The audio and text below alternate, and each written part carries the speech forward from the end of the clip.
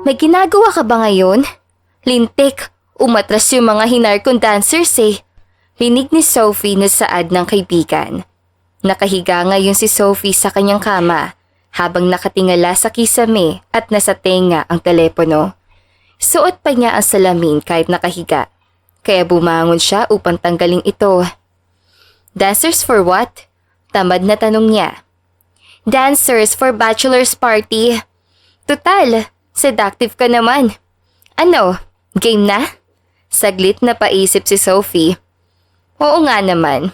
Imbes na magmukmuk siya dahil ikakasal na ang first love niya, ay mabuti pang ibaling na lang niya ang atensyon sa ibang bagay. Game, wika niya at mabilis na tumungo sa banyo upang mag-ayos. May tema ang party, kaya't casual lang muna ang isusuot niya. Nang makarating doon, bumungad sa kanya si Abby na may dalang paper bag kung saan naroon ang susuotin niya. Nagulat si Sophie nang pagpasok sa banyo ay makita ang isusuot. Parang one piece ito, nakita ang ibabaw ng dibdib niya at kalahating pisngi na pang-upo. Pinaghalong kulay puti at itim ito. Isinuot niya rin ang kulay itim na stockings at mataas na heels. Mayroon pa siyang headdress sa mahabang tenga ng kuneho. Kaya naman pinili na lang niyang ilugay ang mahabang buhok.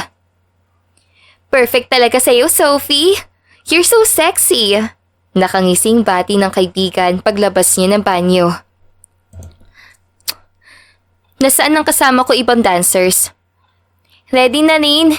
Nga pala, habang nagsasayaw sila, ay ikaw ang panghuling lalabas ha? Papasok ka sa malaking kahon at kapag kumatok yung isang dancer mula sa labas, alam mo na. Tumango si Sophie. Isang matingkad na pulang lipstick ang inilagay niya sa labi bago pumasok sa malaking kahon. May gulong ito, kaya't nararamdaman niyang ipinasok na siya sa loob ng isang kwarto. May kakaibang musika siyang naririnig mula sa labas at naririnig niya rin ang tawanan ng ilang lalaki. Hindi siya kinakabahan dahil mas lamang ang excitement na nararamdaman niya. Ayaw niyang isipin ngayon si Ino dahil gusto niyang makalimutan man lang ang sakit kahit sandali. Kumatok ang isang dancer sa box, kaya't hinanda ni Sophie ang sarili. Pagbukas nito ay dahan-dahang lumabas si Sophie at nakakaakit na sumayaw sa harap ng mga ito. Naghiyawan ng ilang lalaki. Lumapit si Sophie sa isang lalaki na halos nakaduktok na sa kinaupuan.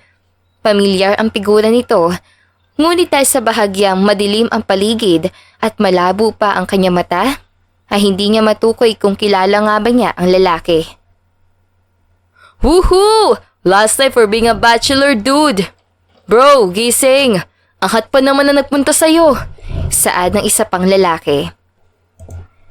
May kanya-kanyang kasing babae ang bawat lalaki sa party na ito at iyon nga ay ang iba niyang kasamang dancers din. Hindi ito pinansin ni Sophie at tumungo sa lalaki. Kumandong siya rito at nakakaakit na bumulong.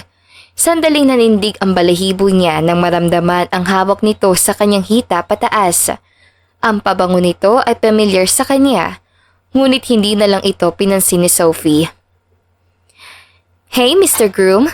Bati niya dito, ngunit hindi ito nagsalita at tanging huni lang ang nailalabas sa bibig. Nakakaakit na sinayawan ito ni Sophie, ngunit nang dumaan na naman sa isip niya si Ino, ay napatigil siya at handa na sanang umalis. Ngunit nagulat siya nang hilahin siya ng lalaki at halikan. Sophie, you'll get a room na. Bye! Paalam pa ng isang dancer at sumama na sa isang lalaki. Ganoon din ang iba. Hindi na siya nakasagot pa rito. Nang humiwalay sa pakikipaghalika ng lalaki sa kanya, ay humalik naman ito sa kanyang leeg. Shit, bahala na. Huling wika ni Sophie bago hayaang tuluyang malunod ang sarili sa sensasyong nararamdaman. Hindi na rin naman siya magkakagusto pa, kundi rin naman ang kanyang best friend na si Ino. Si Ino na ikakasal na, ngunit hindi man lang niya nagawang aminin ang nararamdaman. Kinaumagahan, nagising si Sophie dahil sa tawag mula sa kanyang telepono. May nakadagad na mabigat na bagay sa kanyang bewang, kaya inalis niya ito. Noon lang niya naalala ang nangyari kagabi. Napahilamos na lang siya sa muka. Nakabaon ang mukha ng lalaki sa unan, kaya't hindi niya pa nakikilala ang lalaki, pinagbigyan ng sarili kagabi. Hello? Mahina niya sagot sa telepono dahil baka magising ang katabi. Sophie! Saan ka pumunta kagabi? Girl, naglareklamo yung client ko. Wala raw dumating sa kanilang dancers. Ha? Hindi ba't nakita mo pa nga ako nakasuot ng, oo nga, pero wala raw dumating sa kanilang dancers. Saan ba kayo nagpunta kagabi? Sa VIP room sa 3rd floor. Naninig niyang napamura ang kaibigan, kaya't kinabahan si Sophie, lalo na nang nakita niyang gumalaw ang katabi niya at mukhang magigising na ito. Unti-unti ay humarap ito kay Sophie, para siyang binuhusan ng malamig na tubig sa umaga dahil sa napagtanto. Pareho silang nanlalaki ang mga mata habang nakatingin sa isa't isa ni Ino. Sophie, hindi tiyaan! Mali kayo ng pinasukan. I'll just call you later. Saad niya, tsaka nagmamadaling binaba ang tawag. Sophie? Tawag nito sa kanya. Mariing napahawak tuloy si Sophie sa kumot na tumatakip sa kanyang katawan. Paanong nangyaring si Ino ang nakasama niya kagabi? Ino? Napalunok siya at hinagilap ang sinuot kagabi. Ngunit nang maalalang sobrang revealing nga pala noon, ay hindi niya na rin piniling isuot. Sophie, ikaw yung kagabi? At kailan ka pa naging dancer? And what the hell are you doing here in the first place? Tila pinapagalitan siyang tanong nito. Nagulat pa si Sophie nang lumapit si Ino sa kanya at sinuotan siya ng isang malaking t-shirt. Bahagya niyang tinulak si Ino pagkatapos. Teka, bakit parang galit ka pa? Bakit ha? Kasi hindi ako kasing galing ng mga babaeng kinakama mo? Ano? Na-disappoint ka ba ha, Ino? Napahila mo si Ino sa muka. What are you talking about? It's not that, Sophie. You're my best friend at kaya nga. Mapait siyang mapangiti. Mag-best friend tayo. Pero alam natin na pareho tayong may kanya-kanyang desisyon sa buhay. Mali ko ba na mali pala ako na napuntahang bachelor's party? Nangunot ang noo ni Ino sa kanya. Ano? What comes to your mind na sumayaw sa isang bachelor's party, Sophie? Ibig sabihin pala, ay mainam pa na ako ang napuntahan mo. Dahil kung ibang lalaki yun, ay baka kung ano pang ginawa sa'yo. Pwede ba? Kalimutan na lang natin na nangyari to. Sophie, ikakasal ka na diba? Isang pagkakamali na may nangyari sa atin. Kalimutan na lang natin. Saad ni Sophie na para sa kanya ang mga paalala na yun at hindi kay Ino. Sophie, I'm sorry. Umiling si Sophie. You come to your sense now. Nagsisisi ka na? Tanong niya, ngunit walang nakuhang sagot mula kay Ino. Aalis na ako. Paalam niya, ngunit hinawakan siya sa kamay ni Ino upang pigilan. Ihahatid na kita. Inalis niya ang pagkakahawak ng kamay ni Ino sa kanya. Hindi na. Kaya ko naman. Dala ko ang kotse ko. Sophie, naintindihan ko na ngayon kung bakit baliw na baliw ang mga babae sa'yo. Magaling ka nga. Ngisi niya kunwari kahit masakit pa ang pagitan ng kanyang mga hita. Nakita niyang nag-igting ang panga ni Ino at mariin siyang tinignan. But sadly, ang dapat na regalo ko sa asawa ko pagdating ng panahon ay wala na. Napunta sa best friend ko. Kunwaring nangihinayang niya sabi, ngunit ang totoo ay wala na siyang balak pang mag-asawa, kundi rin naman si Ino. If ever you get pregnant. No, I won't. O kaya para hindi ka usisain ang konsensya mo, ipalaglag na lang natin ang yan ang wag na wag mong gagawin, Sophie. Maliing puto nito sa kanya. Mapakla siyang tumawa. Huwag ka mag-alala. hindi naman ako mabubuntis. At kung mabuntis man ako sa hinaharap, hindi ikaw ang pipiliin kong maging ama nun. Masamang titig ang ibinigay sa kanya ni Ino bago ito lumapit sa kanya upang titigan siya ng diretso sa mga mata. Really? Why? Mapanghamong tanong nito. Pinantayan niya muna ang titig ni Ino bago sumagot. Dahil ayaw kong may kahati ang magiging anak ko sa tating niya. At ayaw kong may kahati ako sa asawa ko. Saan niya, tsaka ito tinapik sa balikat. Walang magbabago, Ino. Mag-best friend pa rin naman tayo. Dadalo pa rin ako sa kasal mo na parang walang nangyari. Ngiti niya bago ito iwan. Ngunit saktong pagsarado niya ng pintuan ng kwartong yun ay nabura ang ngiti niya sa labi. Malalaki ang hakbang na tinungo niya ang kotse at pagkapasok doon ay mahina niyang inuntog ang ulo sa manibela nito. Ang tanga-tanga mo talaga pagdating sa kanya, Sophie. Paano ka pa makaka-move on yan kung nagkatikiman na kayo? Ha? Boba ka talaga? Inis ang wika tsaka sinabunutan ang sarili. Kinaumagahan ay tumungo siya sa isang coffee shop upang puntahan at makausap si Avi, ang kumuha sa kanya bilang dancer. Mag-order na ako. Teka, ano nangyari sa'yo? Bakit yung tsura mo? Parang hindi ka natulog ah. Mugto pa ang mata mo. Puna ni Avi sa kanya pagkatanggal niya ng shades. Well, you're right. Anya, tsaka umupo kaharap nito. We, ano ba nangyari? Dahil na naman ba kay Ino? Nag-iwas siya ng tingin at imbes ay hiniwa ang cheesecake na nasa kanyang harapan, tsaka ito sinubo. Let's not talk about it. I'll pay for what happened yesterday, Avi. Pasensya ka na. Hindi ko alam na mali pala kami na napasukang kwarto. Iba talaga kapag may pera no? Saad nito. Pero, ano ngang nangyari? Maayos ka pa naman kagabi Hindi siya nagsalita at pinaglaruan lang ang shake na nasa kanyang baso. Tsaka paulit-ulit itong hinalo. Kung tungkol na naman yung kay Ino, sinabi ko na sa'yo diba? Umamin ka na dapat sa kanya noon pa. Ikakasal na siya. At alam mo naman na gago yun. Hindi nagseseryoso sa mga babae. Siguro kaya niya pakakasalan yung babae. Ay dahil mahal niya talaga. Wala naman akong laban ron. Oo nga, at gago yung best friend mo. Pero, tignan mo, na-in-love ka na naman dyan ng sobra. Hindi ka na makaahon. Siya, magkakaroon na ng happily ever after. Tapos ikaw, ano to? Durog ang puso. Tsaka sigurado ka ba talagang walang nararamdaman sa'yo yan? Ang overprotective gaya sa'yo dati pa. Ganoon lang talaga siya, Avi. Walang mali siya yun.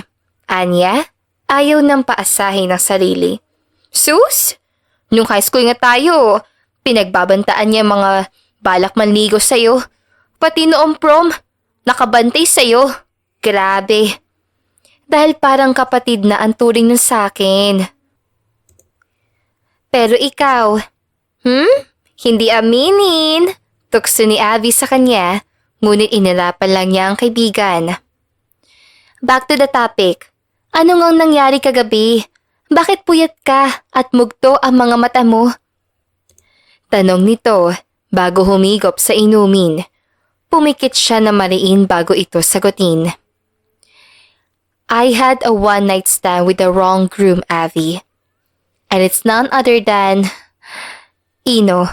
Wika niya na naging dahilan ng pagtasik na iniinom nito sa kanyang muka. Gross! Agad naman siya nitong inabutan ng tissue. Sorry. Kasi naman ikaw, nakakagulat yung revelation mo. So, ano sabi niya pagkatapos? Isa pa raw? Namulan naman roon si Sophie, kaya't mariin niyang tinitigan ng kaibigan. Of course not. My concern is ikakasal na siya at ganoon pa ang nangyari. And I cried my heart out last night dahil alam kong wala na talagang pag-asa na makamove on ako sa kanya, Abby. I'm hopeless. Sinabi ko naman sa'yo, dapat pinayagan mo na maligaw si Jake. Yung pinsan ko. Crush na crush ka nun eh. Total, ikakasal naman na pala si Ino. Wala na yung pakialam dapat kung magpapaligo ka ba o hindi. Napabantong hininga si Sophie. Abby, ilang beses ko bang sasabihin sa'yo? Ayokong gumamit ng tao para lang makalimot sa nararamdaman ko para kay Ino. I will move on. Puno ng kumpiyansa niya sabi. Umismid naman si Abby sa kanya. Kailan pa? Mga after 1 decade. Basta, what important is that I will move on from him. Hindi man ngayon, pero naniniwala akong darating din ng araw na yon. Aning ni Sophie. Abala si Sophie sa pamimili sa supermarket nang biglang mabunggo ng cart niya ang isang cart ng lalaki. Oh, sorry. Nagulat siya nung humarap ito. It's okay, Sophie. Do you still remember me? Tanong sa kanya ng lalaki habang nakangiti. Itinabi muna nito sa gilid ang cart na naglalaman ng maraming groceries upang makapag-usap sila. Yeah, of course, Jake. May kasama ka ba? Tumungaw siya sa paligid, ngunit natawa at umiling lang si Jake sa kanya. Ito ang pinsan ng kanyang kaibigan si Abby. Wala akong kasama. Actually, pinag-grocery ko lang ngayon ng kapatid ko. Ayaw kasing lumabas ng kondo niya eh. Kwento nito. Oh, ang maalaga mo naman palang kuya. Ngisi niya rito. Well, mas maalaga akong maging boyfriend. Biro nito na ikinatawa ni Sophie. Nagpatuloy ang pagkukwentuhan nila habang nag-grocery, kaya naman nalilibang si Sophie. Nag-aya itong kumain na rin sa mall, kaya't hindi niya na ito tinanggihan. Ano palang trabaho mo? Tanong ni Sophie habang hinihiwa ang steak. I'm an engineer. Wow! Engineer Cuevas pala dapat ang tawag ko sa iyo eh. Biro niya. That's too formal. Okay na ako sa first name lang itawag mo sa akin.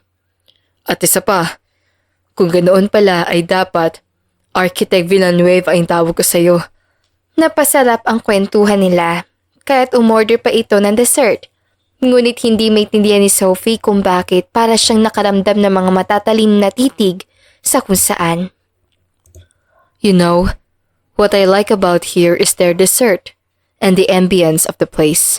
Pagsasalita pa ni Jake. Well, I agree with you. Tugon ni Sophie nang biglang mag-vibrate ang cellphone niya dahil sa isang tawag mula kay Ino. Hindi na sana ito papasinin ni Sophie pero patuloy pa rin ito sa pagtunog kaya tumayo na siya at nagpaalam na pupunta lang sa banyo. Comfort room lang, Jake. Sure, I'll wait for you here, Sophie.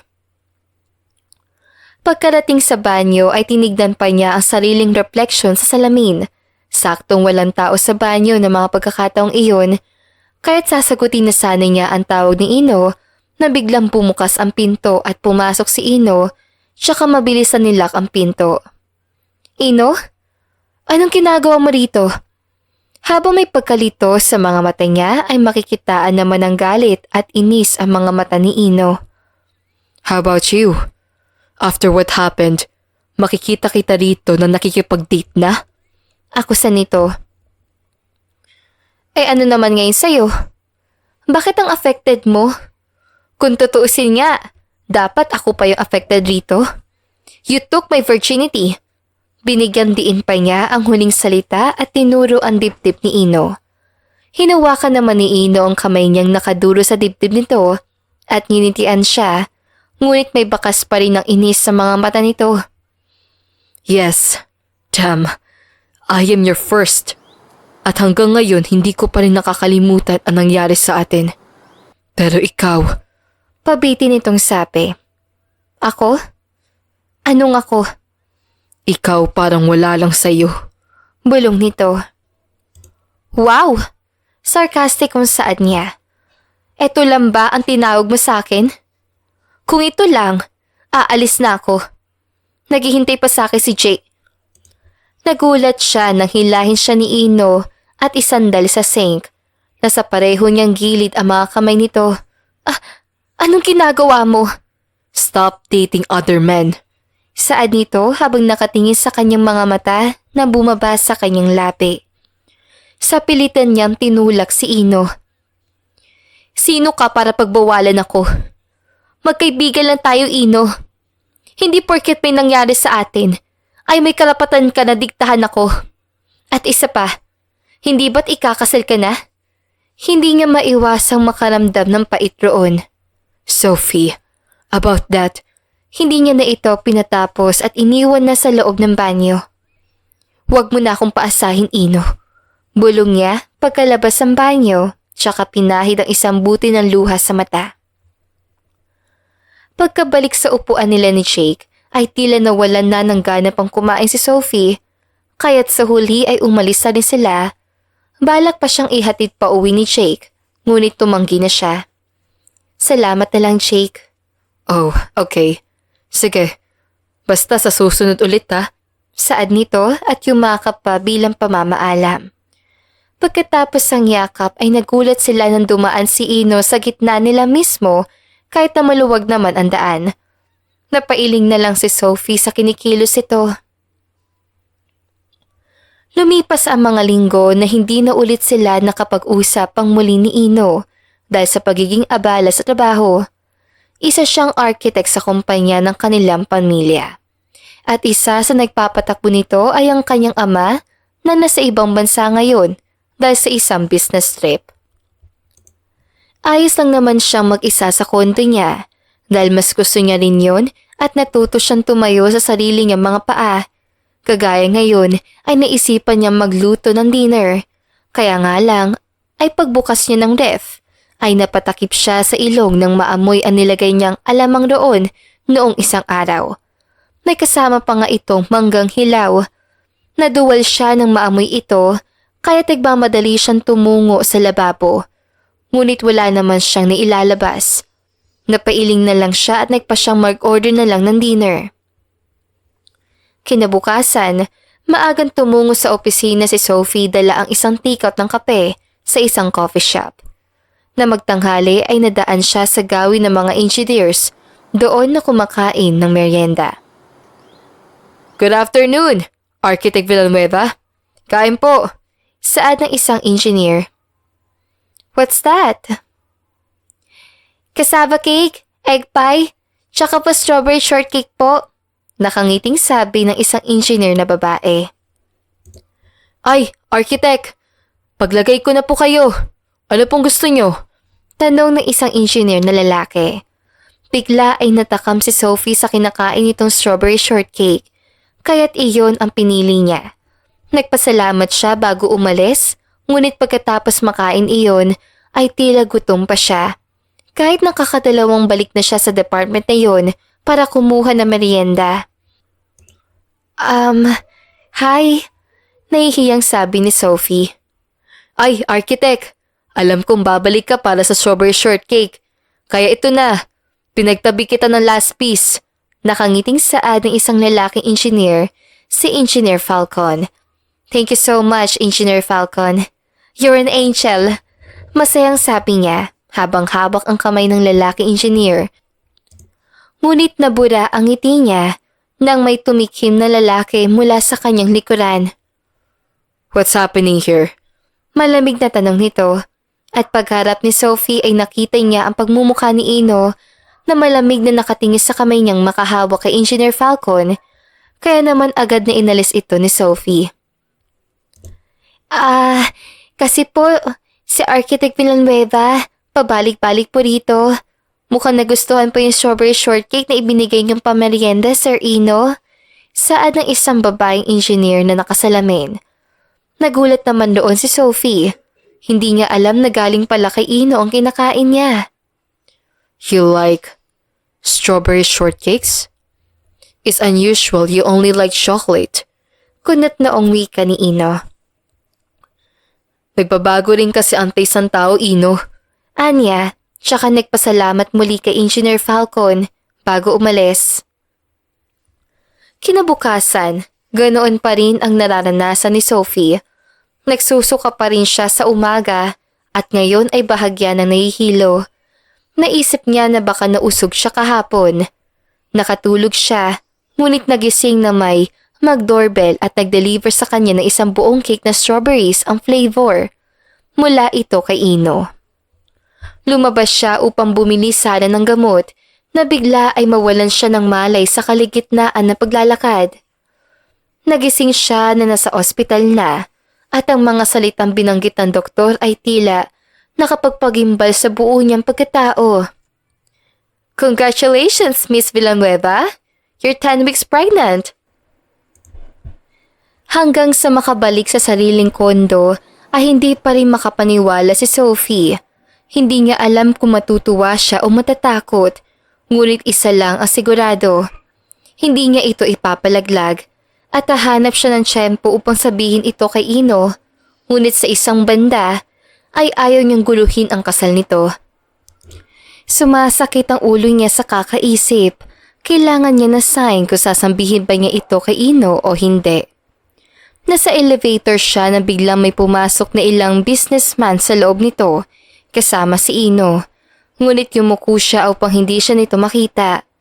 Nakangiti pa ang mga ito na tila may pinag-uusapan bago pumasok sa elevator. How about you, Engineer Hidalgo? What do you think of having a child? Numakas ang tibok ng puso niya sa tanong na iyon ng isang lalaki kay Ino. I am not ready yet, sir. Especially if the mother is not the love of my life. Sagot nito bago lumabas sa elevator na talagang tumurog sa puso ni Sophie. Kung ganoon, ay hindi pa ito handa sa responsibilidad bilang ama? At mas lalong hindi nito tatanggapin ang anak nila dahil hindi naman siyang iniibig nito? Napalunok si Sophie at napayuko sa dismaya at kalungkutan. Ayaw niya nang makita si Ino. Kung ayaw nito sa anak nila, ay hindi niya ipipilit. Napadaan siya sa bandang garden ng kumpanya at narinig niya roon ang tinig ni Ino na may kausap sa telepono. Make a true investigation. Yes, you know, dude. I will only love her. It's her over everything. Rinig niya sabi nito sa kausap. Sabi na nga ba niya ay pinaglalaroan na siya nito, pero ang totoo ay may mahal na itong iba. Wala siyang balak magpakita kay Ino. Ngunit sa dinarami-raming na pagkakataon, ay ngayon pa siya nakatapak ng lata dahilan upang mabaling sa kanya ang atensyon ni Ino. Gulat itong napalingon sa kanya. Sophie, anong narinig mo? Narinig ko kung anong dapat kong marinig. Malabig niya sa ad, tsaka ito tinalikuran bago pa man makapagsalita si Ino. Agad siyang umalis sa lugar na iyon upang tumungo sa banyo. Hindi niya na kinakaya ang mga naririnig mula kay Ino. Sumasakit lang ang puso niya. Bandang hapon nang maramdaman ni Sophie ang tila pagkaantok, kaya naman maaga siyang umalis sa trabaho nang biglang marinig siya ni Ino sa parking kasama ang isang babae. Nag-uusap ang mga ito. Akmang babaliwalain na sana ito ni Sophie nang maninig niyang madawit ang kanyang pangalan. No! Mamili ka! Ako na fiancé mo or si Sophie na best friend mo lang? She's not just my best friend. Mapaklan tumawa ang babaeng kausap ni Ino. So, are you saying na mas pinipili mo siya kaysa sa akin? At sa amin na magiging anak mo? No. Then choose. Ako? At ang baby? O si Sophie? Matagal bago sumagot si Ino. Kaya naman umasa si Sophie na muli siyang ipaglalaban ni Ino. Ngunit hindi ito nangyari. At imbis ay nadurog lang ang puso niya sa sinagot nito. You and the baby. Nauutal pa nitong sagot na naging dahilan upang lumisan siya sa lugar na iyon. Malinaw na sa kanya ngayon ang lahat. Wala talagang nararamdaman sa kanya si Ino at mukhang may bubuuin na itong pamilya kasama ang ibang babae. Dahilan para mas lalo niyang itago kay Ino ang magiging anak nila. Ilang beses inisip ni Sophie ang malaking desisyong gagawin niya, Ngunit sa huli ay nagpasya siyang gawin pa rin ito. Noong nakaraang linggo lang ay nagpas na siya ng resignation letter. Anak, bakit bigla mo naman atang gustong manirahan sa hasyenda ng mga lola mo? Tanong ng ama ni Sophie kinagabihan. Magkausap sila ng kanyang ama sa isang video call dahil nasa ibang bansa pa ito. Gusto ko po munang magbakasyon sa hasyenda, Dad. Nagpasta rin po ako ng resignation letter ko sa kumpanya. At effective na po yun bukas. Na-turn over ko na rin po ng maayos ang trabaho ko sa papalit sa akin. Sophie, is there a reason why you are doing this? Nothing, Dad. Wala na rin naman pong nakatira sa hasyenda. Bukod sa mga kasambahay magmula nang mamatay sila lola, di ba? Might as well na doon po muna ako. Mahaba pa ang naging usapan nila ng kanyang ama bago ito napipilitang pumayag sa gusto niya. Ang plano ni Sophie ay manirahan kahit ilang taon lang sa kanilang hasyenda sa probinsya. Doon niya rin balak palakihin ang anak niya. Sakay ng isang van ay unti-unting naging maliit kay Sophie ang mga lugar sa kanyang paningin habang papalayo siya. Mamimiss niya ang kanyang kondo at trabaho, ngunit naisip niyang mas kailangan niyang pagtuunan ngayon ng pansin ay ang magiging anak niya. Magandang umaga po, Senyorita Sophie. Masiglang bati na Mayodorma sa kanya. Ngumiti si Sophie dito at iginaya siya sa kanyang magiging silid. Ganoon pa rin ang kanilang hasyenda. Malaki pa rin at malawak. Ang sabi ng kanyang ama ay sa kanyang araw ito ipinamana ng kanyang lola sa side ng kanyang ina. Dahil nang mamatay ang kanyang ina dahil sa isang sakit, ay wala naman nang mapagbibigyan pa ng hasyenda kung hindi siya na lang. Dahil siya lang naman ang nag-iisang anak ng kanyang ina. Hindi naging madali ang lahat kay Sophie sa unang linggo at araw niya sa hasyenda. Madalas pa rin tuwing umaga ang pagduduwal niya. At minsan pa ay may nais siyang mga bagay at pagkain, ngunit hindi niya alam kung sasabihin ba niya o hindi. Katatapos niya lang uminom ng tubig nang dumating ang mayodonmang si Aling Teresa sa kusina. Senyorita, ayoko pong manghimasok pero nag-aalangan pa itong magsalita. Pero, buntis po ba kayo? Napalunok si Sophie bago bumuntong hininga at sumagot. Halata na rin naman sa malit na umbok ng kanyang tiyan dahil ilang buwan na rin. Yes, I'm pregnant, Aling Teresa.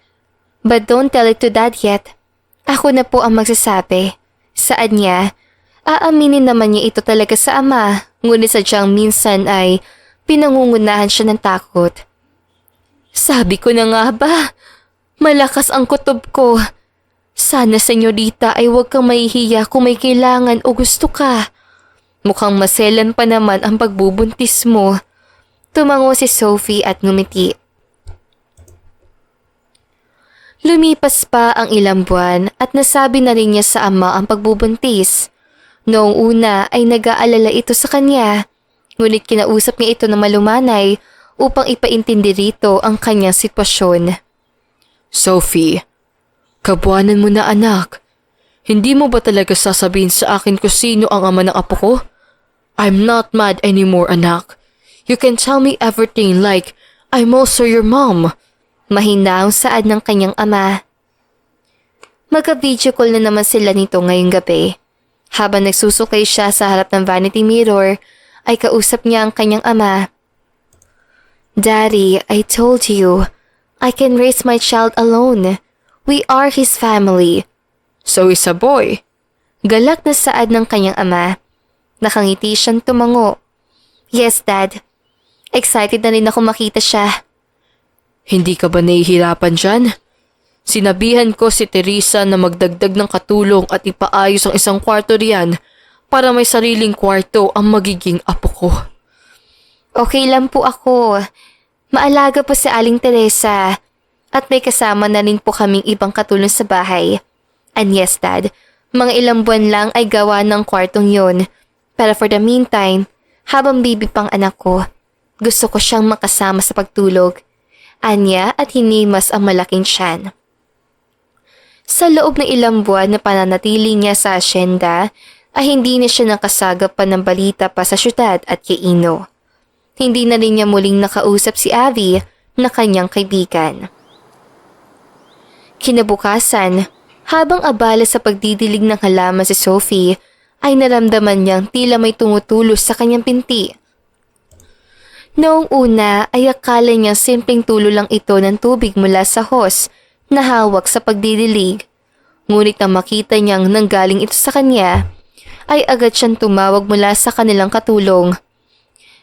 Aling Teresa, I think my water broke. Naku po, sandali. Rigor, dalhin na natin si ma'am sa ospital. Manganganak na siya. Hiyaw nito sa kanilang driver. Binuhat naman siya ni Mang Rigor at agad na isinugod sa pinakamalapit na ospital. Naging mabilis ang pangyayari. Ilang hiyaw at iri ang pinakawalan ni Sophie bago marinig ang iyak na sanggol. Congratulations, Miss Villanueva, saad ng isang nurse at inilapit sa kanyang sanggol. Napaiyak ng ilang buti ng luha si Sophie habang pinagmamasdan ito. Ito ang bunga ng pagmamahal niya kay Ino na hindi niya inaasahan. Ilang araw pa siya sa ospital bago nakauwi. Sinalubong siya ng kanilang mga katulong at ni Aling Teresa. Nako, ang gwapong bata, senyorita! Saad ni Aling Teresa na sinang-ayunan naman ng ilan. Napangiti si Sophie. Kaya nga po, siguro gwapo rin ng ama. Nahinto ito sa pagsasalita na sikuhin ni Aling Teresa ang katulong na yun. Nabura ang ngiti ni Sophie, ngunit muli niyang binalik ang ngiti. Masaya siya ngayon at ayaw nang mag-isip ng ibang bagay na makakapagpalungkot sa kanya. Ano pong pangalan niya, Ma'am Sophie? Tanong na isang katulong na si Yumi. Ito ang pinakabata. His name is Ayon, sagot niya. Kumbaga ay kinuha pa rin niya ang pangalan nito sa pangalan ni Ino. Hindi naging madali kay Sophie ang pagpapalaki sa anak. May mga pagkakataong katutulog pa lang niya at saka naman ito iiyak.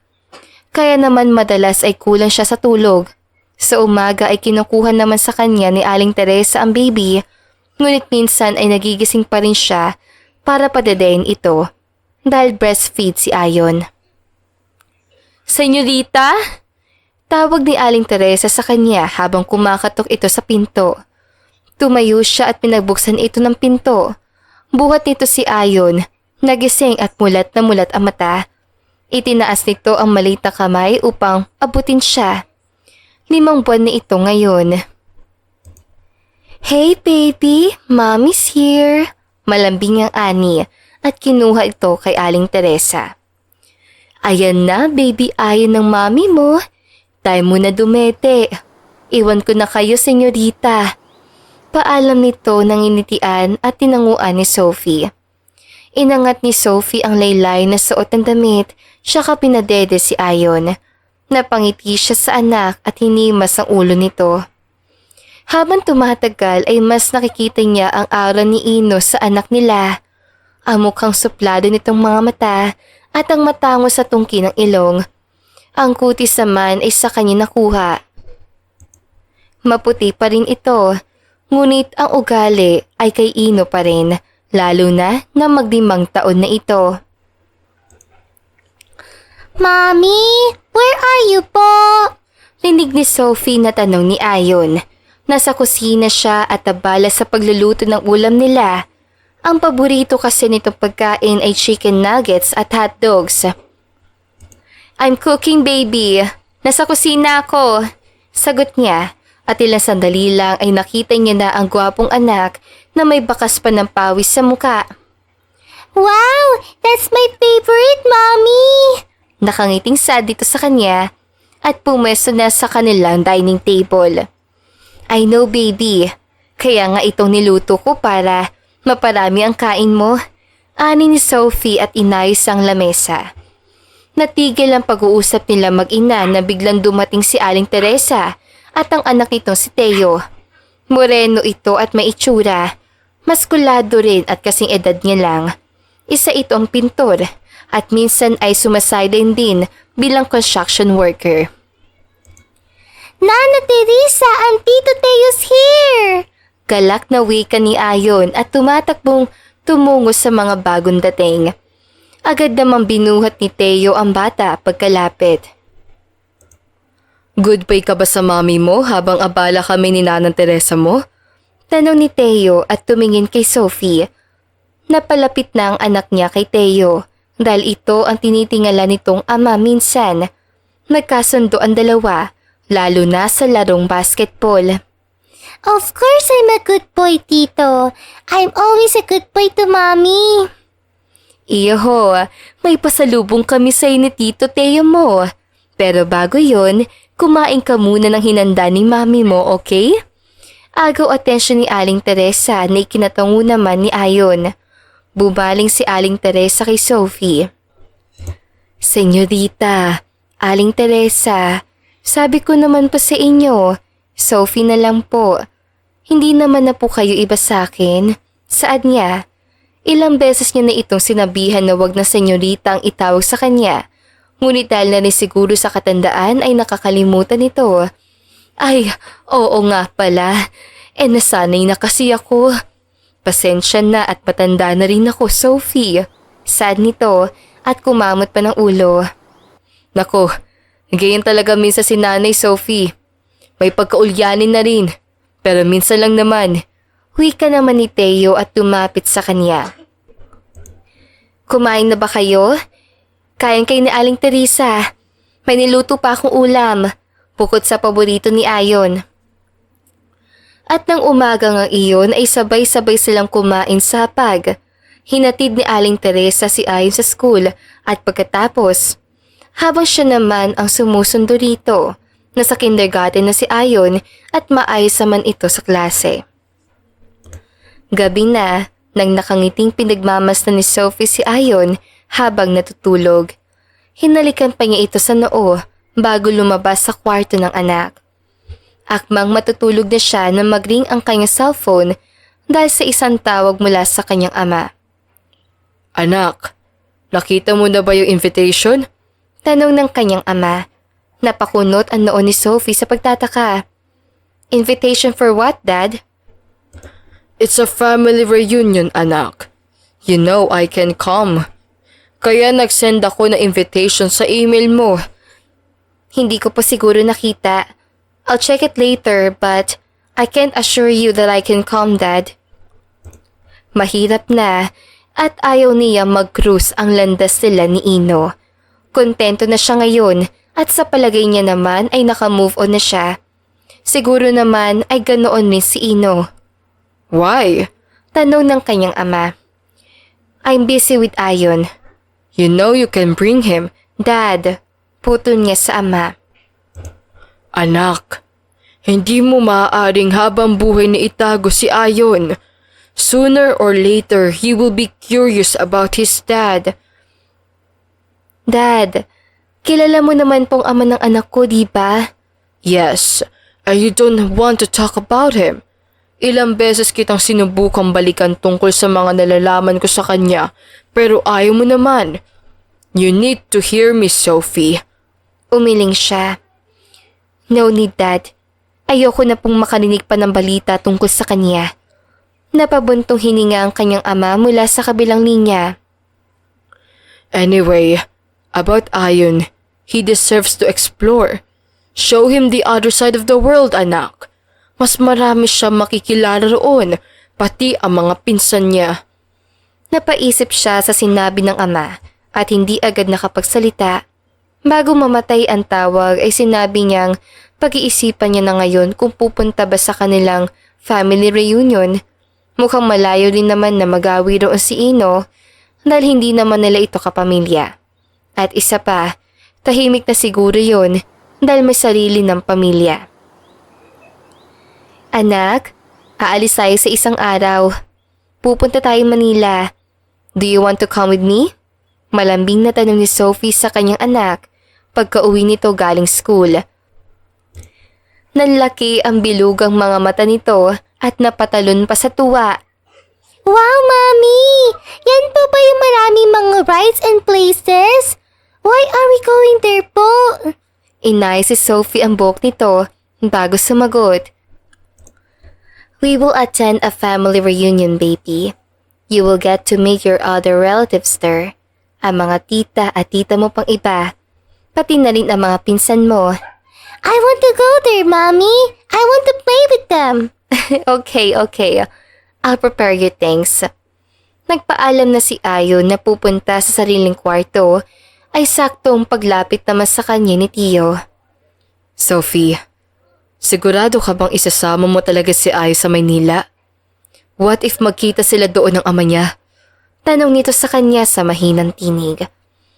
Teo, ayokong ikulong na si Ayon dito sa asyenda. Siyempre gusto ko rin siyang ipasya sa lugar na kinalakihan ko at makilala siya ng iba naming kamag-anak. Ayokong itago ang anak ko. Paano nga pag nalaman ng ama niya na may anak siya sa'yo? Tanong pang muli ni Teo. Sa totoo lang, hindi ko pa alam kung paano haharapin ng ama niya. Pero isa lang ang sigurado ko. May pamilya na yun ngayon.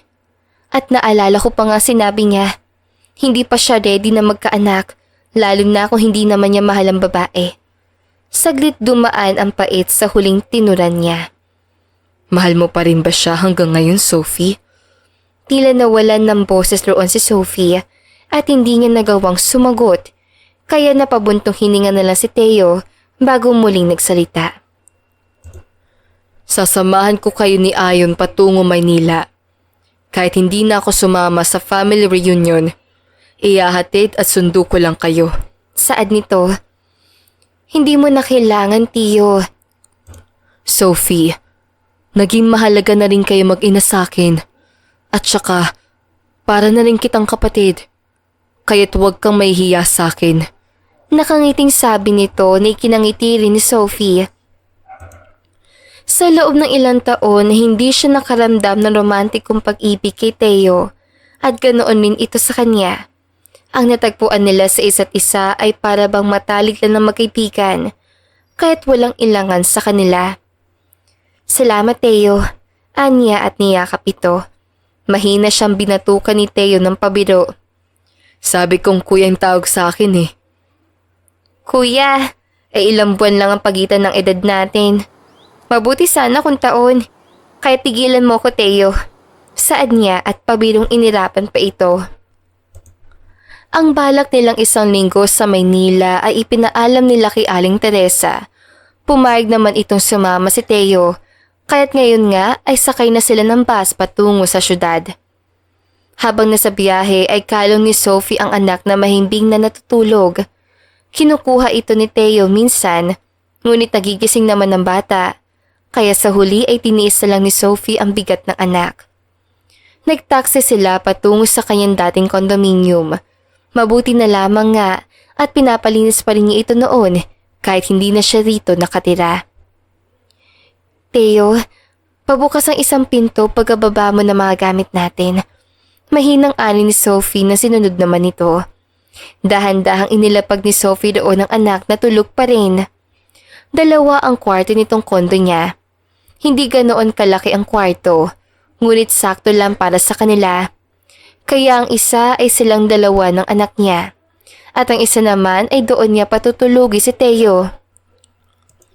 Kinakabahan siya dahil bukas na ang kanilang family reunion at hindi pa alam ng ilan niyang kamag-anak na may anak na siya. Maaari magtanong ang mga ito, ngunit hindi niya pa alam ang isasagot, lalo na kung itanong ng mga ito ang ama ng anak niya. Ang lalim yatang iniisip mo. Puna sa kanya ni Teo, nakalalabas lang mula sa kabilang kwarto. Hindi niya napansin na patuloy na lang pala niyang hinahalo ang tasa ng kape, pero hindi niya na nainom dahil sa iniisip. Kasi naman, kinakabahan ako para bukas, pag-amin niya. Gusto mo bang sumama ako? Kunwari ako na lang ang ama ni Ayon. Teo, I know. Binibiro lang kita. Alam kong ayaw mong may ginagamit na tao. But seriously, Sophie, magtiwala ka lang sa sarili mo. You're brave and strong enough to raise your child sa mga nagdaang taon. Believe in yourself. At iyon nga ang ginawa ni Sophie. Sa kabila ng kuryosong titig ng kanyang mga kamag-anak sa kanya at kay Ayon, ay pinadatili niyang normal ang ekspresyon. Minsan ay sinusuklian niya rin ang mga ngiti ng mga bumabati sa kanya. Karamihan sa mga kamag-anak niya rito ay may sinasabi na sa buhay. Ito ang mga kamag-anak niya sa side ng kanyang ama, dahil ang kanyang ina naman ay tubong probinsya. Kumakain sila sa isang pawilog na lamesa nang biglang magsalita si Ayon sa kanyang tabi. Marahan niyang pinunasan ang gilid ng labi nito. Mommy, can I go there? Turo ni Ayon sa ibang mga batang naglalaro. I want to play with them. Ani pa nito, tumango si Sophie. Okay, just behave ah. Call mommy if you need anything. Bahagyang nagulat si Sophie nang tumungo sa lamesa niya ang mataray niyang tiya kasamang ilan niyang pinsan. May anak ka na pala, Sophie. Opo tita. Kaya ka ba biglang naglaho dahil nabuntis ka? Tanong ng kanyang pinsang si Margaret. Nasaan palang ama ng anak mo, Sophie? Kayo lang ba dalawang nakita namin? Sad ng isa niyang tiya. Tila naubusan si Sophie na sasabihin, lalo na nang muling magsalita ang kanyang tiya. Hay nako, alam ko na. Hindi ka pinanagutan ng ama niyan. Bakit walang ginawa si Antonio? Tukoy ng tiya niya sa kanyang ama. Iba pa rin kapag buo ang pamilya, Sophie. Oo, may kaya nga tayo sa buhay. Naibibigay nga ang pangangailangan. Pero iba pa rin kapag kumpleto ang pagmamahal na natatanggap ng bata. Pangaral nito, medyo malakas ang boses ang kanyang tiya, kaya para mas gusto na lang niyang yumuko. Tiya, baka po pwede sa loob na lang natin pag-usapan. Baka po marinig pa ng anak ko. Anya, ngunit naagaw ang atensyon niya nang marinig na tila humiyaw ang isang pinsan niya. Napatayo si Sophie at nakitang pinagkakaisahan ng ilang batang anak niya. Tinulak pa ng mga ito si Ayon, samantalang tahimik lang naman si Ayon na nakatayo at hindi gumaganti sa mga ito. Lalapitan na sana ni Sophie ang anak nang mauna siya ng isang lalaki. Malapat ang pangangatawan nito at matangkad. Binawal nito ang mga bata sa mga pag-aasaran at nakita pa niyang pinaghingi nito na sorry ang mga bata kay Ayon. Binuhat ng lalaki si Ayon at pagharap nito ay laking gulat niya na magtama ang paningin nila ng lalaki. Si Ino. Mommy! Tawag sa kanya ni Ayon at bumaba ito sa pagkakabuhat mula kay Ino. Hindi niya inaasahan ito at mas lalong naisa lang niyang kainin ng lupa dahil sa eksaheradang singhap ng kanyang tiya nung kumakausap sa kanya kanina. Abay, hindi mo naman sinabi, Sophie. Si Ino palang asawa mo. Kaya pala ang gwapo ng anak mo eh. Sabi ko na nga ba? At kayo talaga ang magkakatuluyan sa huli at magkakaroon ng pamilya. Saad ng kanyang tiya na nag-iba ang timpla. Gusto nang umalis si Sophie sa lugar na iyon dahil hindi niya nakinakaya ang mga naririnig at mas nagulat siya sa sinabi ng kanyang tiya na wala pang asawa si Tio. Inakala pa nitong si Tio ang ama ng anak niya at asawa niya ito. Anong nangyari sa mga nagdaang taon? Paano niya na ngayon matatakasan ng katotohanan kung kaharap niya na ngayon ang taong tinaguan niya? Ilang taon na ang nakakaraan. Pagkalapit sa kanya ni Ayon ay hinawakan agad ito ni Sophie at tinignan ng kabuuan ng anak kung may sugat pa. Anong nangyari, baby? Bakit ka nalang inaaway? Malumanay na tanong niya. Umiling lang si Ayon kaya't mas lalong nag-alala si Sophie. Baby, you tell it to mommy, okay?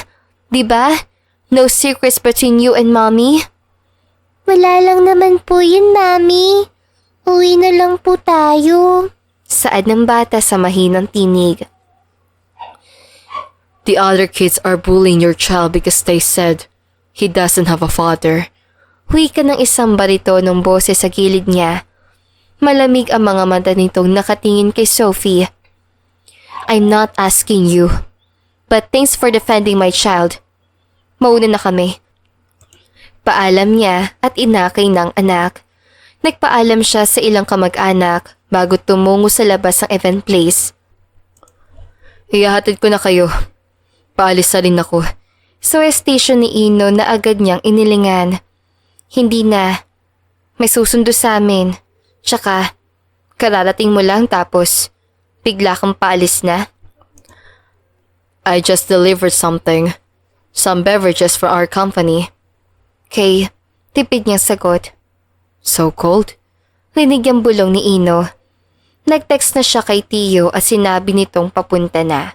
Habang naglalakad ay patuloy pa rin na nararamdaman ni Sophie ang mga yabag na sumusunod sa kanila ng anak niya. At iyon ay walang iba kundi si Ino. Mommy, who's he? He's my best friend.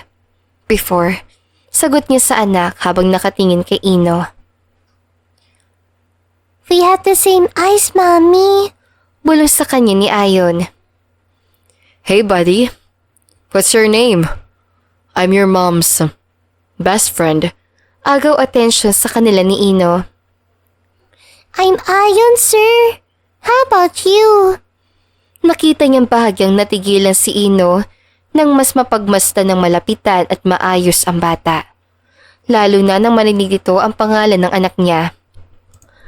I'm Ino. Nice to meet you, sir. Nakangiting saad nito. Nice to meet you too. Buddy, how old are you?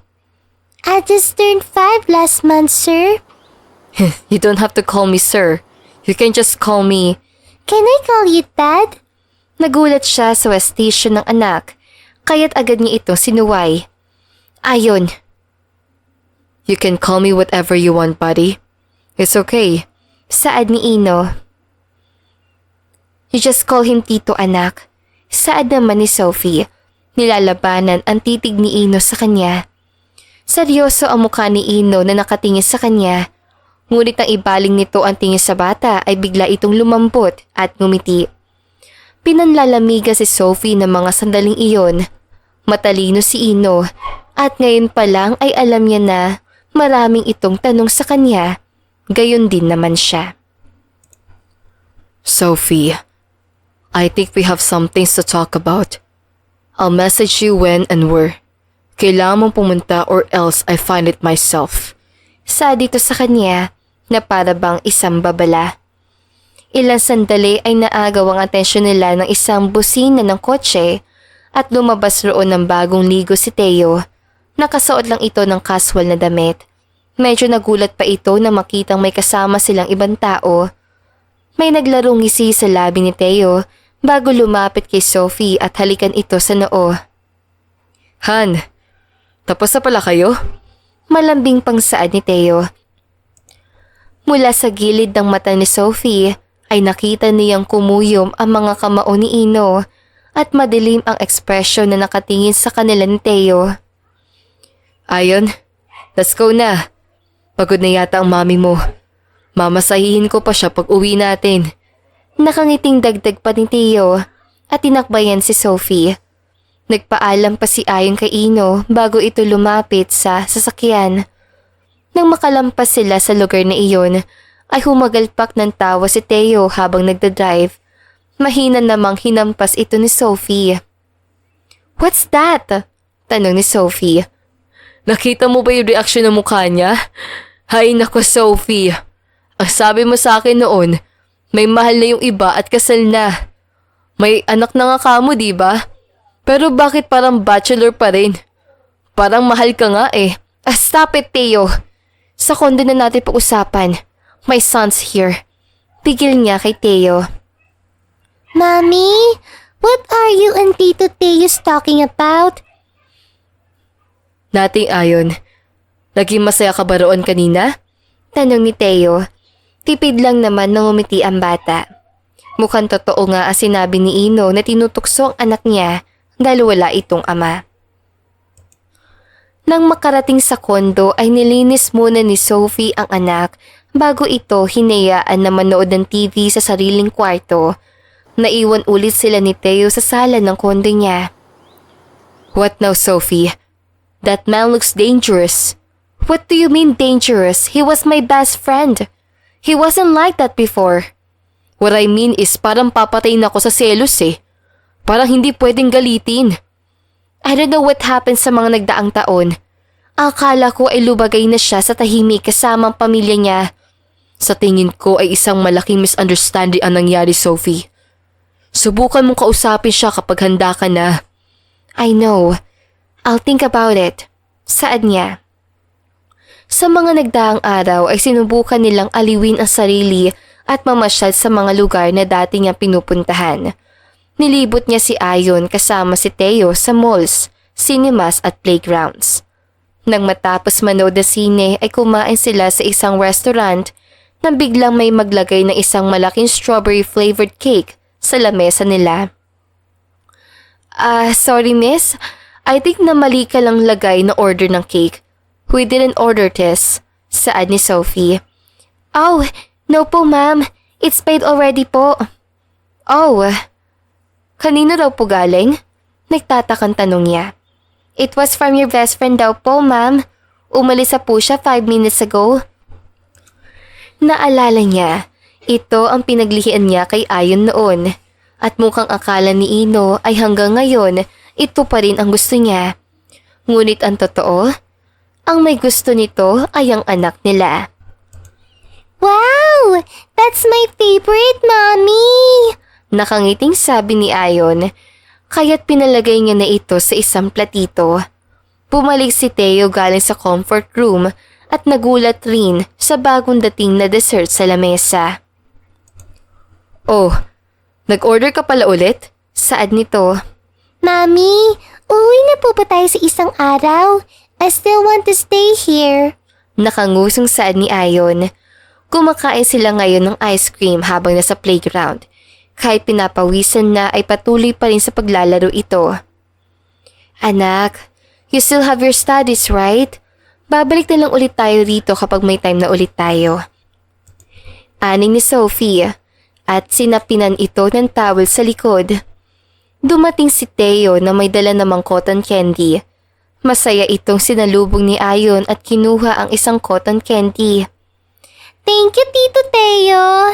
Nakangising wika nito at muli na namang sumampa sa siso. Iba ang mga bata rito sa playground kumpara sa family reunion nila. Ang mga bata rito ay masayang nakikipaglaro kay Ayon. Mommy, where are my art materials po? Tanong ni Ayon isang araw. Mahilig din kasi ito mag-drawing, lalo na ng mga eroplano. Oh, I think I forgot, baby. I'll just buy you a new one, is that okay? Saglit nag-isip ito bago sumagot. Okay, Mommy. Nakalimutan pala niyang dalhin ito at ang mga naalala lang niya ay ang mga importanteng gamit na dadalhin nila. Nang tanghaling iyon ay mag-isang umalis si Sophie para pumuntang mall at bumili ng art material si Ayon. Nagulat pa siya na makita si Avi, ang matalik niyang kaibigan. Sophie? OMG! Ikaw nga! Kamusta ka na? Ang tagal natin hindi nagkita. I miss you! Aning ni Avi at tumakap sa kanya. Ginantihan niya ng yakap ang kaibigan. Okay lang ako. Ikaw. And of course, I miss you too, Avi. Nakangiting sabi ni Sophie pagkahiwalay nila sa isang yakap. Let's catch up. Daan muna tayo sa isang coffee shop. Ilang taon na bigla kang naglaho. Magkwentuhan tayo. Tumungo sila sa coffee shop kung saan malapit lang din sa mall. Marami itong tinanong sa kanya at nagulat ito sa revelasyon niya tungkol kay Ayon. Oh my goodness! As in? Nakabuo kayo? Why don't you tell it to Ino? No. Bakit ko sasabihin sa kanya? Ayokong makasira ng pamilya. Anya at sumimsim sa kanya na shake. Ha? Anong pamilya? Don't play innocent here, Abby. Ayoko nang marinig ang mga bagay na tungkol sa kanya. Sophie, you and Ino should talk. Your son deserves to know his real dad. Marami nangyari sa mga nagdaang taon. Ayaw mo ba talagang malaman? Bumuntong hininga si Sophie. Fine, give me some time. Pagsuko niya. Hindi kailanman ikinasal si Ino. What? Halos maibugan niya ang iniinom kay Abby dahil sa narinig. You heard me. Noong umalis ka, hinanap ka pa nga niya sa akin. Why? Lumakas ang tibok ng puso niya. See? Hindi mo alam ang mga bagay na yan kasi ayaw mong malaman. Sophie, it's not just about you anymore. You have a son now. Think about him too. Talk to Ino para maliwanagan ka. Hanggang sa pag-uwi sa kondo, ay tila hindi pa rin makapaniwala si Sophie sa ilang impormasyon na nalaman tungkol kay Ino. Nang gabing iyon ay nahirapan siyang matulog, kaya't binisita niya munang anak sa sariling kwarto nito. Pinagmasdan ni Sophie si Ayo na mahimbing na natutulog. Hinimas niya ito sa ulo. Napansin niyang nakatulugan na ng bata ang pagdodrawing dahil may hawak pa itong lapis at sketchpad sa kamay. Dahan-dahang inalis yun ni Sophie at pinagmasdan ang drawing ng anak. Isa itong bahay at sa harap ay isang babae at maliit na lalaki. Hinuha niya ay siya yun at si Ayon. Ngunit isang question mark naman ang nakasulat sa gilid ng bata. Natigilan pa si Sophie na magsalita si Ayon habang natutulog. Miss Daddy. Mahinang saad nito. Kinaumagahan, nakapagdesisyon na si Sophie na kakausapin niya na si Ino tungkol sa kanilang nakaraan. Nagpadala siya ng mensahe dito at ilang saglit lang ay nagbigay na ito ng address kung saan sila makikita. Rinig ang tunog ng takong ni Sophie habang papalapit sa lamesa kung saan naroon si Ino. Ngunit natigilan ilang hakbang alay sa lamesa nang makita niyang nilapitan ito ng isang babae at umupo pa kaharap si Ino. Nakangiti pa ang babae at tumidiin pa sa lamesa. Kaya't nakikita niya ang malulusog na dibdib nito na nakaharap kay Ino. Bigla ay parang ayaw na niya makipag-usap kay Ino. Kaya't handa na sana siyang tumalikod na bigla ay narinig niya ang boses ito. Sophie?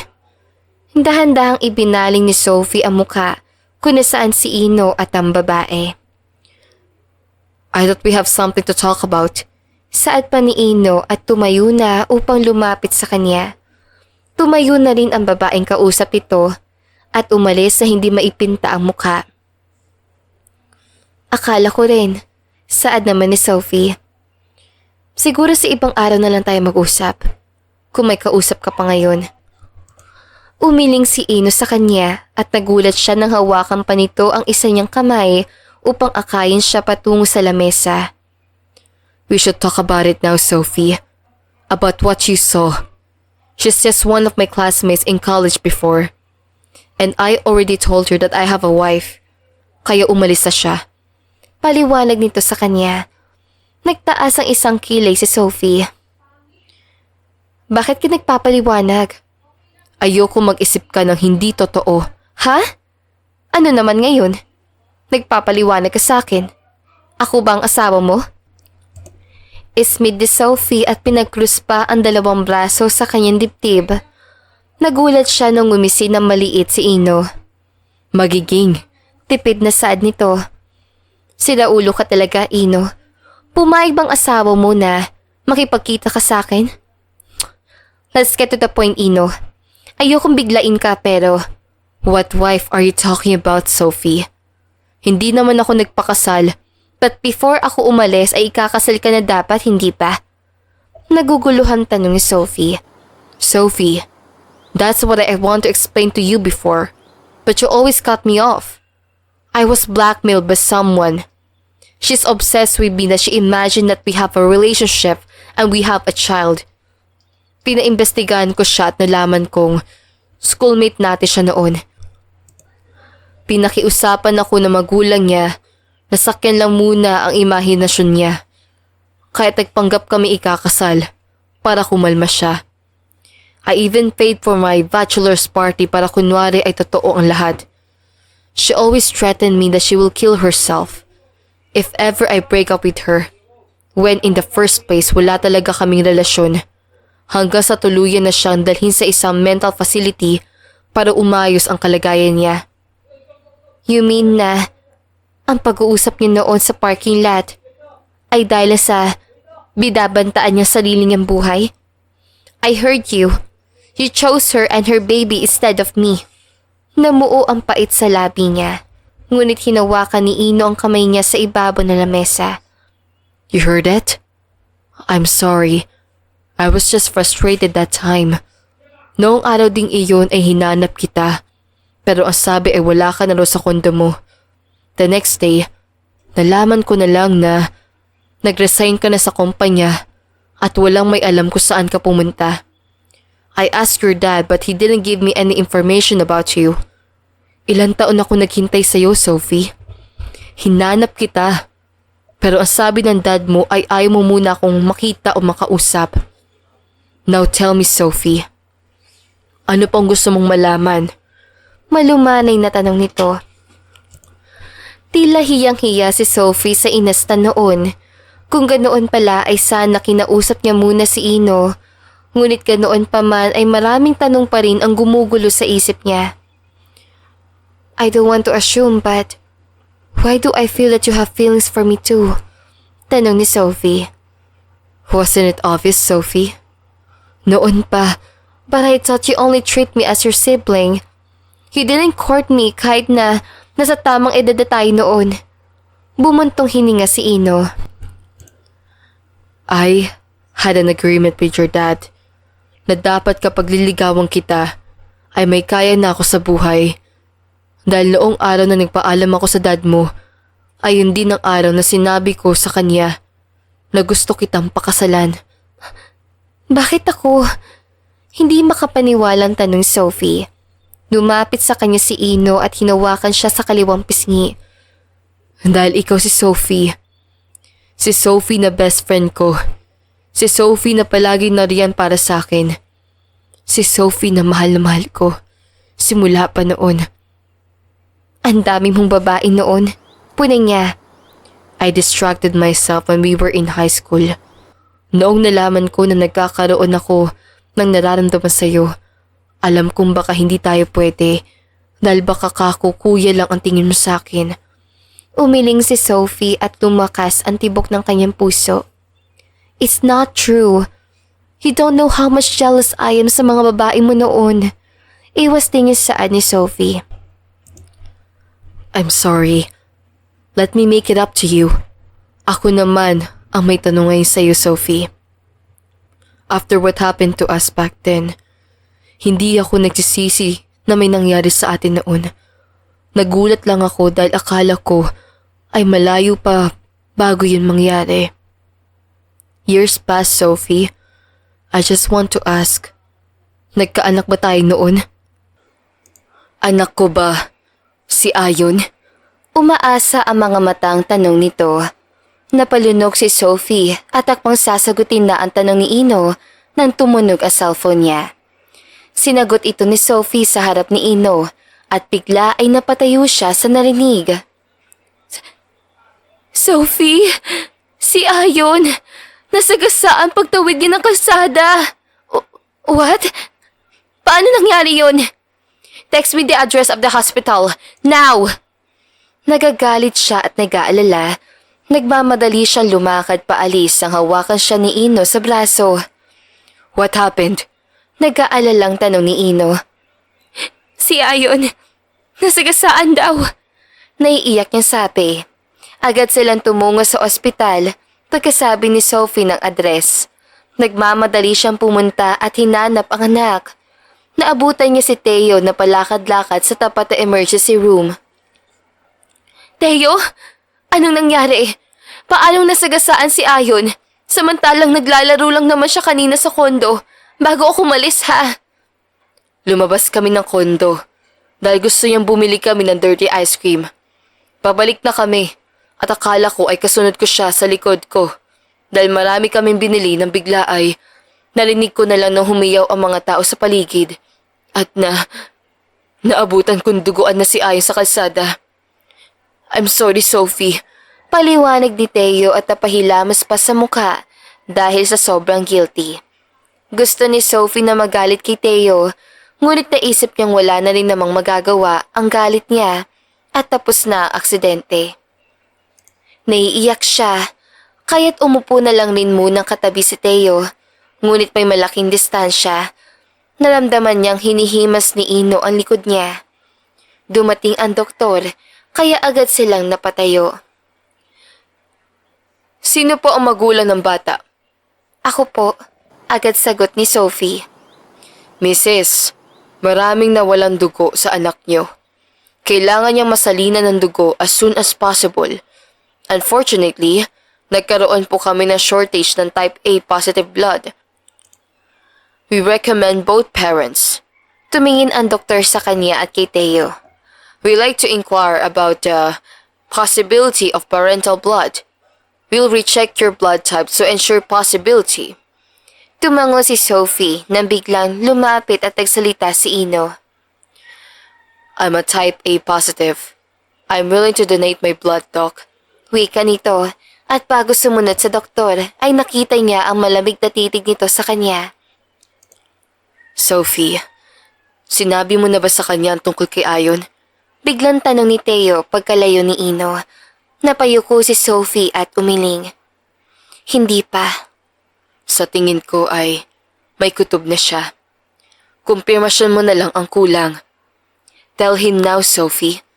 Especially now that he doesn't even know that he's saving his own son. Napabuntong hininga si Sophie.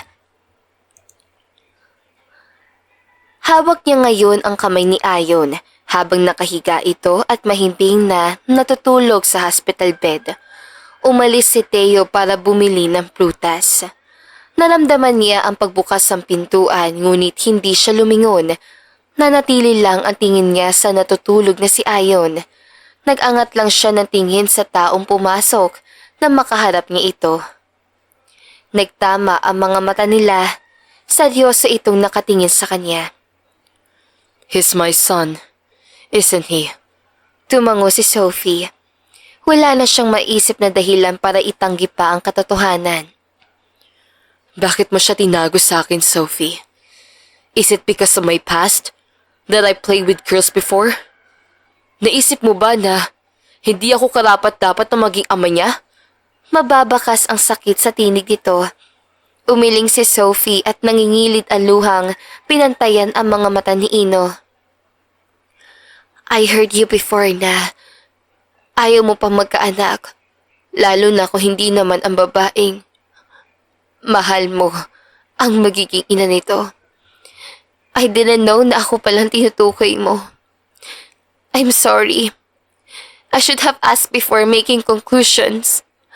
May karapatan kang magalit sa akin. Wala akong karapatan na magalit sa inang anak ko. Kung sa loob ng 5 taon na yun, ay wala ako sa tabi mo, Sophie. Please, let me be a dad to our son. Tumango si Sophie. May karapatan ka sa anak natin, Ino. Gusto ko ring magkaroon ng karapatan sa iyo, Sophie. Nakakunat ang noo ni Sophie, ngunit na mapagtanto ang bahagyang lalaki ang mata niya. What do you mean? Let's get married. Matagal ko nang pinaghandaan ng pagbalik mo, Sophie. Sinasabi mo ba to dahil may anak tayo? No. Sinasabi ko to dahil mahal kita. Diretsong saad ni Ino habang nakatingin sa mga mata niya. Nahinto ang pag-uusap nila nang gumalaw si Ayon sa higaan at magmulat ito ng mga mata. Agad nila itong nilapitan. Anak? Ayon, baby? Anong nararamdaman mo? Tanong ni Sophie. I'm fine, Mommy. I dream about my dad. He said in my dream, he will be here. Kahit may pagkautal ang mga salita nito, ay naiintindihan ni Sophie. Yes, baby. Your dad is here. Ani ni Sophie at pinalingan si Ino na malumanay na nakatingin ngayon sa kanilang anak. Lumapit si Ino sa kanila at nangingilit ang luha na lumapit at humalik sa maliit na kamay ni Ayon. Hey buddy, remember me? I'm your dad. I'm sorry I didn't recognize you the first time we met, but I promise, babawi ako sa iyo. Sa inyo ng mami mo. Saad ni Ino na nakapagpatunaw ng puso ni Sophie. 8 years later. Tulog na ba ang mga bata?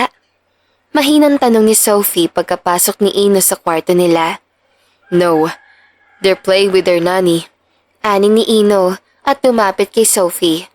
Akmang halikan na niya ang asawa na marinig nila ang hiyaw ni Iya, ang 5 taong gulang nilang anak na naging kasunod ni Ino. May kakambal ito at iyon ay si Inori. Daddy, help! Inori broke my doll! Hiyaw nito, kaya't napangiti na lang si Sophie na makitang napahilamas na lang sa mukha ang asawa. Ano? Kaya mo pa? Ginusto mo yan? Ngisi ni Sophie. Ang sabi niya kasi noon ay tama na si Ayon. Ngunit ginusto pa ni Ino na magkaanak sila at dumating nga ang kambal. Of course. Anything for my princesses. Saad ni Ino at akmang lalabas na nang yakapin ito patalikod ni Sophie. Thank you for being an amazing dad and a very caring husband, Ino. Malambing niya sabi at naramdaman niya pang hinawakan ni Ino ang kamay niyang nasa bewang nito. Humarap si Ino sa kanya at hinawakan siya sa pisngi. Hindi ako mapapagod dahil itong pamilyang to ang pahinga ko, Sophie. Nakangiting saad ni Ino at marahan siyang hinalikan sa noo. At dito na nga pinagtatapos ang magandang istoryang ito. Don't forget to like, share, and subscribe. Hanggang sa muli, paalam!